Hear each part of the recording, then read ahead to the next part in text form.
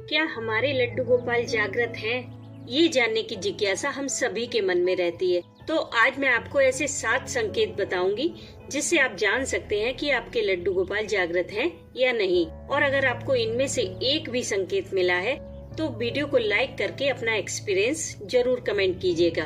दोस्तों, लड्डू गोपाल की सेवा करना हम सभी को अच्छा लगता है, लेकिन कुछ संकेत ऐसे हैं जिनसे हम पहचान सकते हैं कि लड्डू गोपाल हमारी सेवा से खुश हैं या नहीं।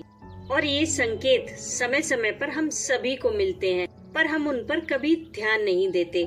और ये संकेत उन लोगों को ज्यादा मिलते हैं जो लड्डू गोपाल की सेवा अपने भाव के द्वारा ज्यादा करते हैं, जिससे वो सेवा करते करते ये भी भूल जाते हैं कि वो भगवान हैं। तो पहला संकेत है कि घर में दूध, दही, घी, मक्खन इत्यादि की कमी न होना, क्योंकि लड्डू गोपाल को दूध, दही, मक्खन बहुत पसंद है। तो जब भी वो अपनी सेवा किसी को देते हैं तो सबसे पहले वो इन्हीं चीजों की व्यवस्था करते हैं ताकि उनकी सेवा किसी को बोझ न लगे, क्योंकि उनकी मर्जी के बिना उनकी सेवा कोई नहीं कर सकता। तो अगर आपके घर में इन चीजों की कोई कमी नहीं है तो आप श्योर हो जाएं कि आपके लड्डू गोपाल जागृत हैं। दूसरा संकेत है उनके कपड़े। तो जब भी आप उन्हें नहलाने के बाद 2 या 3 ड्रेस निकाल कर रखें कि इनमें से कोई ड्रेस पहना दी जाएगी, लेकिन जब पहनाने की बारी आए तो आपको किसी वजह से कोई दूसरी ड्रेस ही निकाल कर पहनानी पड़े, तो समझ जाना कि आपके लड्डू गोपाल जागृत हैं और वो अपनी पसंद नापसंद के हिसाब से आपसे सेवा ले रहे हैं। तीसरा संकेत है कि अगर आपके मन में अचानक से कोई चीज बनाकर लड्डू गोपाल को खिलाने का भाव आए, आपको लगे कि चलो आज ठाकुर जी को ये भोग लगाते हैं, तो समझ जाना कि लड्डू गोपाल खुद वो चीज खाना चाह रहे हैं, इसीलिए आपके मन में ये भाव आया।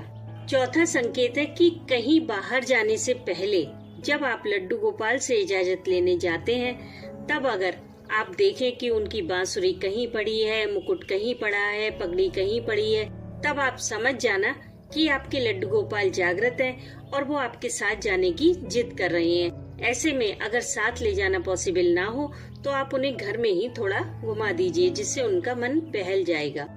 पांचवा संकेत है कि जब आप सुबह उन्हें स्नान कराने जाएं, उस समय सारी तैयारी करने के बाद भी आप बार बार कोई चीज भूल जाएं और आपको बार बार उठना पड़े, तब आप समझ जाना कि आपके लड्डू गोपाल जागृत हैं और वो आपको बस थोड़ा सा परेशान करके खुश हो रहे हैं। दोस्तों, छठा संकेत ऐसा है जो हर किसी को नहीं मिलता। इसे वही महसूस कर सकता है जो लड्डू गोपाल को अपने हाथों से कुछ बनाने की चाह रखता हो।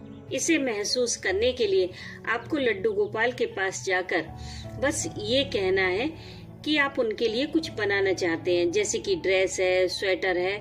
उसके बाद आप जब जब लड्डू गोपाल के सामने जाकर बैठेंगे तब आपको लगेगा जैसे कि लड्डू गोपाल आपसे कह रहे हैं कि कहाँ है मेरी ड्रेस, कहाँ है मेरा स्वेटर। और जब तक आप वो ड्रेस या स्वेटर बना नहीं देते तब तक आपको चैन नहीं मिलेगा। आप बार बार ठाकुर जी के सामने जाकर बैठेंगे और वो आपको टोकते ही रहेंगे। अगर आपके साथ भी कभी ऐसा हुआ है तो समझ लीजिए कि आपके लड्डू गोपाल जागृत हैं।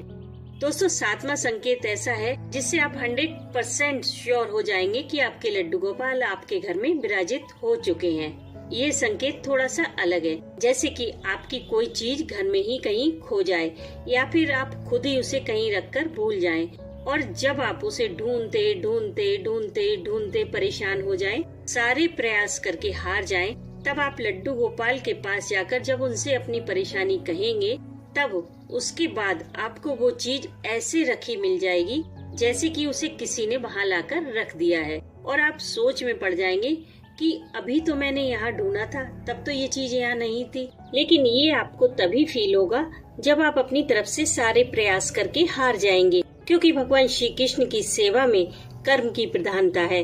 वो कहते हैं कि तुम्हारे हाथ में सिर्फ कर्म करना है, फल देना तो मेरे हाथ में है। इसलिए जब हम अपना 100% लगा चुके होते हैं, उसके बाद की बागडोर भगवान श्री कृष्ण खुद संभालते हैं। तो अगर आपको भी इस तरह के कोई संकेत मिले हैं या इससे भी अलग कोई संकेत मिला है तो कमेंट बॉक्स में जरूर शेयर कीजिएगा। लेकिन अगर आपको ऐसा कोई संकेत नहीं मिला है तो आप अपने लड्डू गोपाल की थोड़ी सेवा बढ़ा